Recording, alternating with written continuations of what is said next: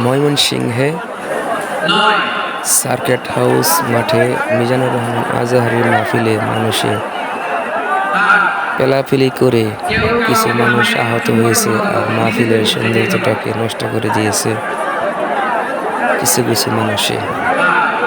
মাহফিল শেষ হওয়ার আগেই সবাই উঠে দৌড় শুরু করেছে, কে কার আগে বের হবে, কে কার আগে ভিতর ঢুকবে, এই চেষ্টা করে পেলাপেলি করে মানুষজন অনেক আহত হয়েছে। আমি নিজেও আহত হয়েছি।